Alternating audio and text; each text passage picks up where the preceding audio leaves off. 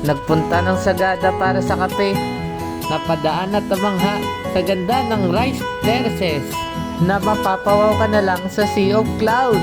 Dito naman sa Atok Benguet ay napakalamig at mga bundok na naggagandahang taniman. Umakyat sa matataas na bundok dito sa Luzon, isa na riyan ang Mount Timbak. At isama na rin natin si Wangud, ang The Oldest Mangbabatok. Ito ang aking ride tour.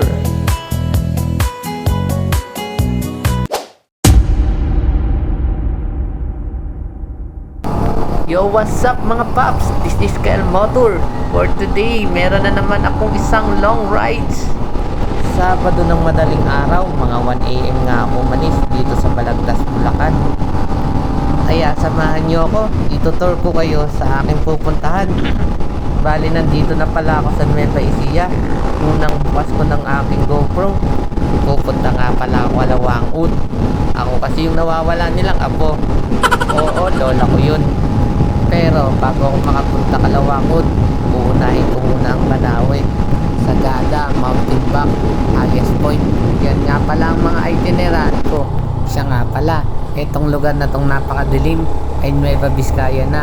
Yamot na yamot ako sa sobrang hina ng mga ilaw ko. Naka-MDL na nga pala ako niyan pero hindi ko makita yung dulo ng kalsada. Matagal-tagal na rin pala akong hindi nakadaan dito. Ang dami palang sira at mga lubak na kalsada. Marami ding ginagawa. Hindi ko na nga lang pinakita sa video. Mag-aalas 10 na nga pala niyan nang makarating kami sa Banawe Arc. Medyo masama palang panahon niyan. Ayan yung kumpare ko, nauna na mag-picture.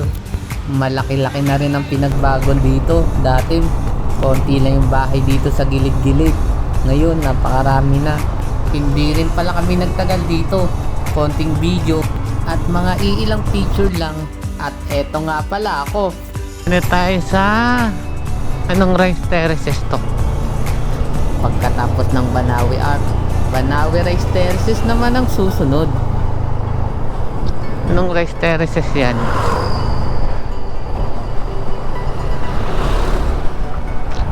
Yun! Yan kami natulog doon. Ayan. Yan kami natulog. Ay! Gagong aso ka. Pink Hotel. Hindi to. Eto na nga rin pala ang ikalawang punta ko dito. Gulat siya. Dito nga pala mga paps, ipapass forwards ko na nga lang dahil mabagal lang ang takbo namin. Marami kasing nasirang mga kalsada. Bago pala kami pumunta rito, may nauna ng bagyo at malala ang naiwang pinsala sa kanilang lugar. Panoorin yung mabuti, maraming mga landslide sa tabi ng kalsada.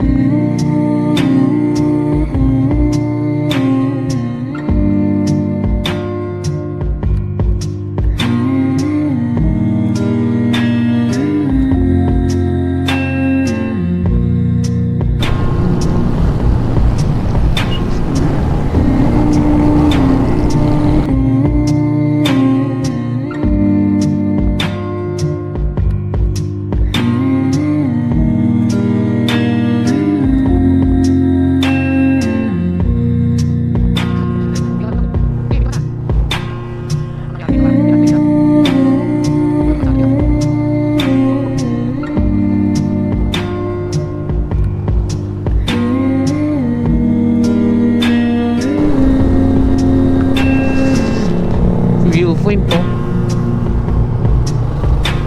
View deck.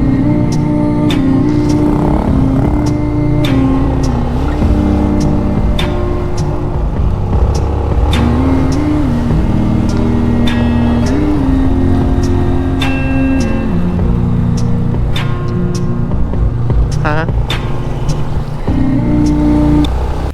Eto na nga pala mga pap, ang natatanging ganda ng Banawe Rice Terraces. At eto rin yung nasa likod ng 20 pesos.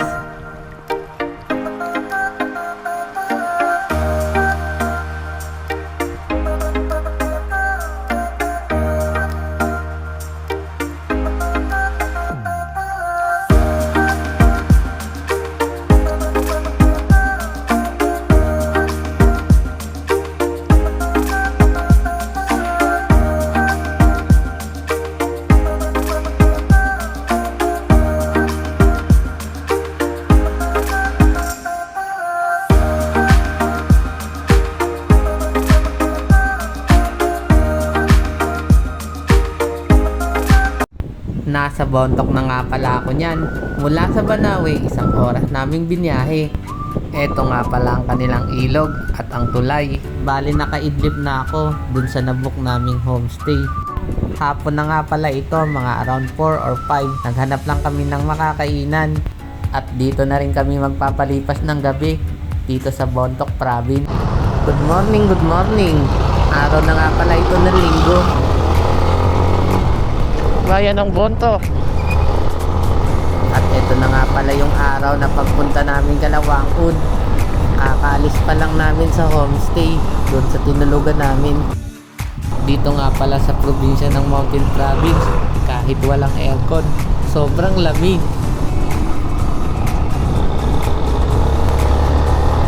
Dito pala sa dulo ng daan na to ay merong intersection. Ang pakanan, papuntang Tabuk, Kalinga at Kalawangud. At ang pakaliwa ay papunta naman sa Sagada, pa Baguio. Medyo mahaba nga pala itong video na to. Ipapas forward ko na lang ulit mga paps.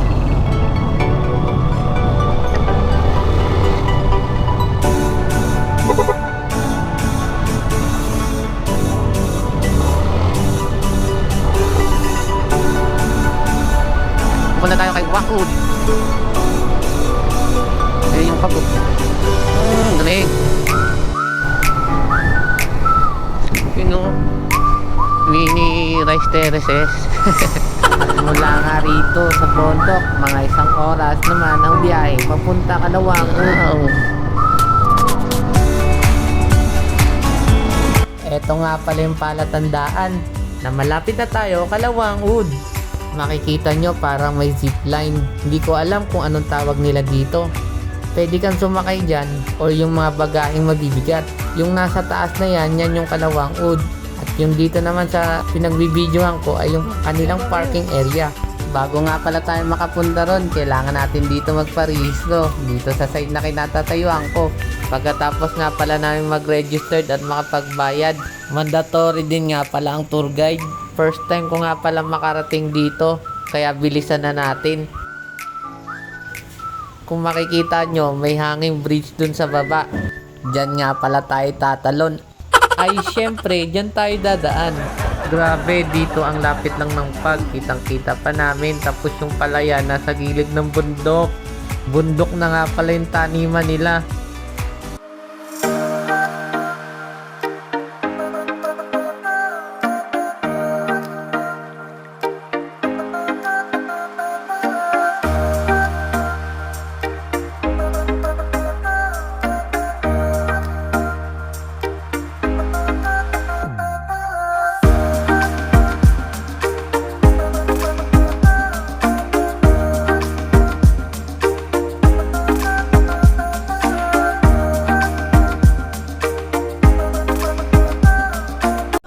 Eto na nga pala tayo Kalawangud, ang The Last Tattoo Artist. Dito nga pala sa kaganapan na to, siningit lang ni Wangud yung pag-picture kasi may tinatatuan siya. Bali pila-pila nga pala kami dyan.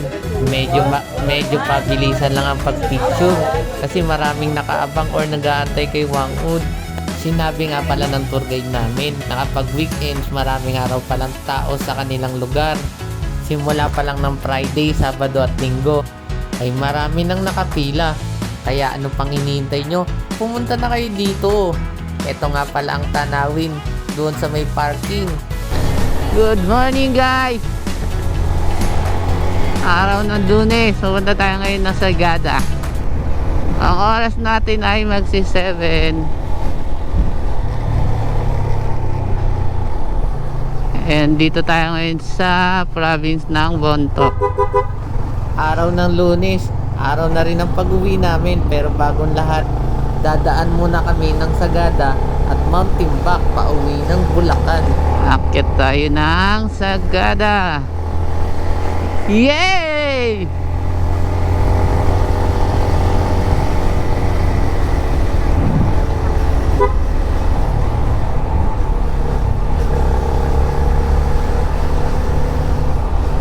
Ayan. Ayun yung mga bundok. Ayan, nandyan na tayo. Ang lamig dito guys.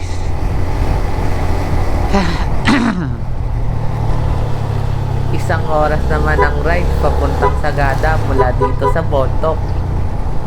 Eto na nga, nasa Sagada na tayo. Ito ang isa sa mga itinerary ko, ang makapagkape dito sa isang Wow by Cafe Clouds.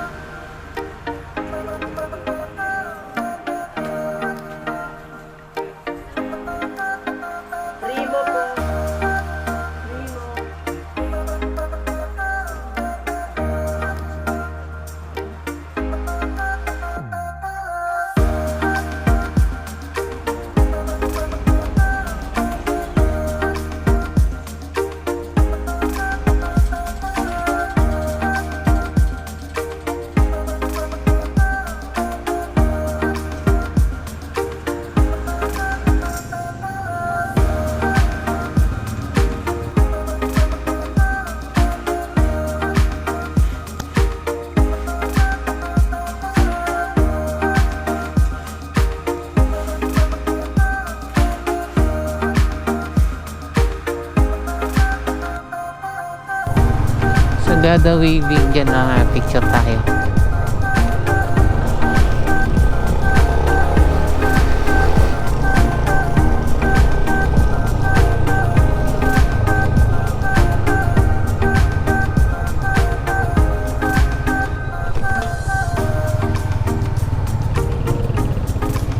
May bus na.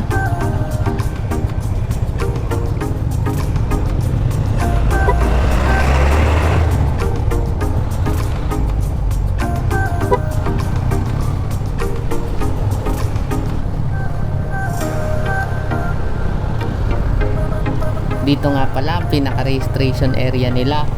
Pero dadaan lang tayo at pipicture tayo sa Sagada Pottery. Saglit na saglit lang talaga kami dito sa Sagada.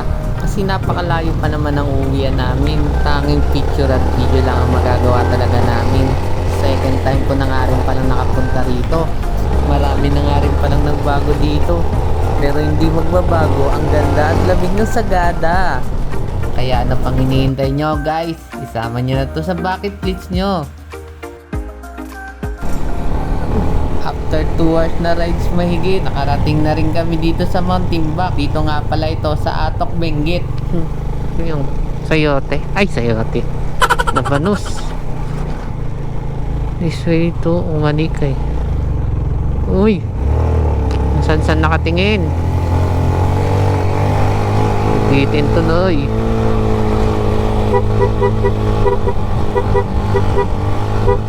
Medyo na-challenge nga pala ako dito sa daan nila. Paano pa naman, napakatindi ng tarik dito. Halos magkamali ka lang, nababa ka na pupulutin. Kaya medyo focus. Kailangan focus talaga. One way nang kaya to? Baka may kasalubong tayo.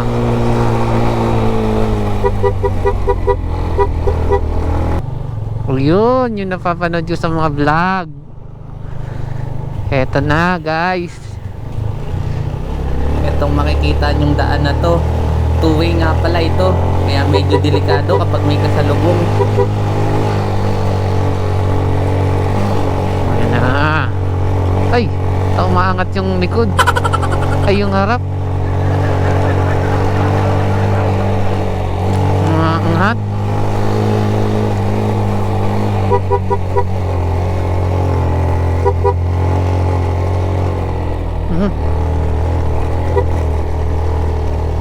Saan na? Dito na. Ito na yata eh. Di, dun pa. Sige lang. Uy, taas na ito. Eto nga pala guys, ang ikatlo. Ikatlo sa pinakamataas ng bundok dito sa Luzon. Yun no? Yun ang gusto kong curve. Uy.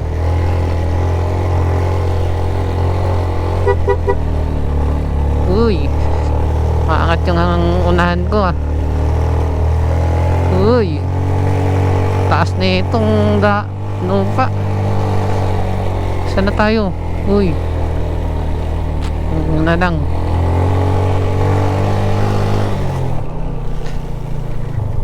Hi Adeng.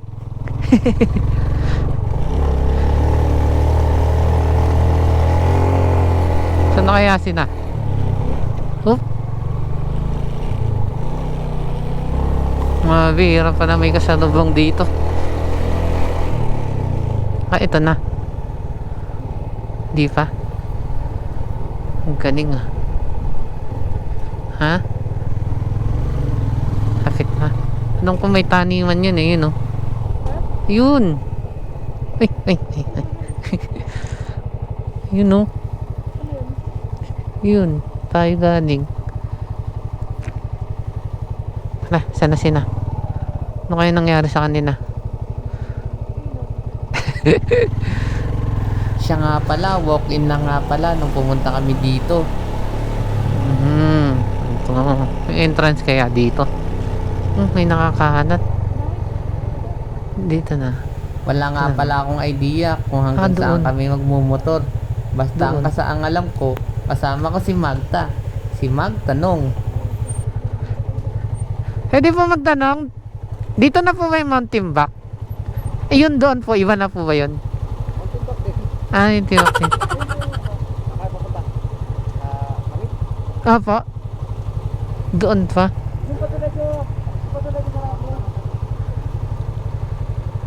Ah, lalakarin. Okay. Okay po, sige po. Thank you. Ang bobo nga pala ng tanong ko dito guys. Mount Timbak na nga pala itong pinuntahan namin. Awit sa'yo, ka-El Motor. Ito nga pala yung makikita nyo pag pumunta kayo dito sa Mount Timbak. View pa lang, panalo. Okay. Paakyat na nga pala tayo niyan dun sa pinaka-registration area nila.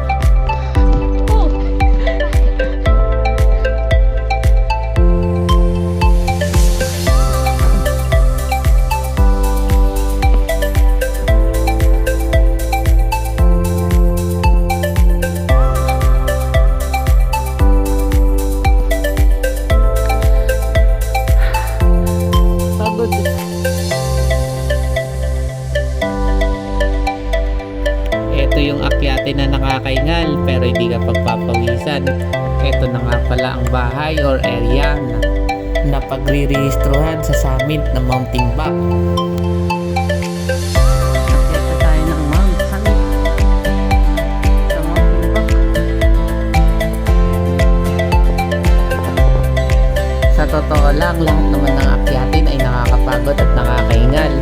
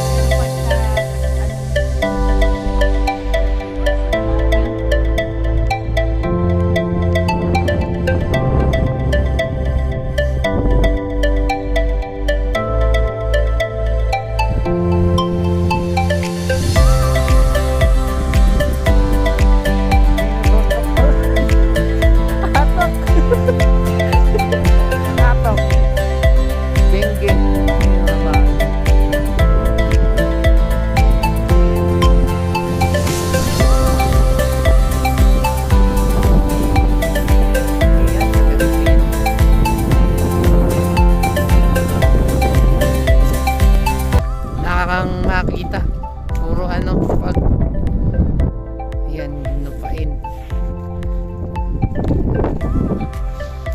Ayun yung araw, tatakpan na kami ng pag. Sobrang lamig nga pala dito, 3 patong na rin yung suot ko na damit dyan. Tapos pag magsasalita kami, umuusok ang aming bibig. Gusto ko rin palang ditong masubukan mag overnight.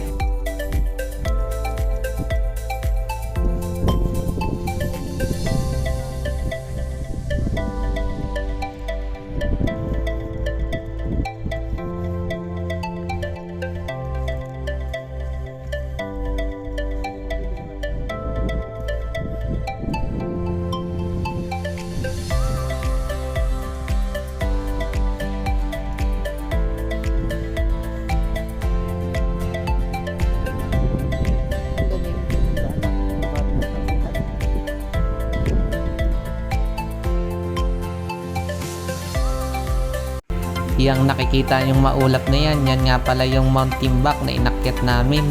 At mula naman dito sa pinagbibidyohan ko, ito naman ang lumang highest point.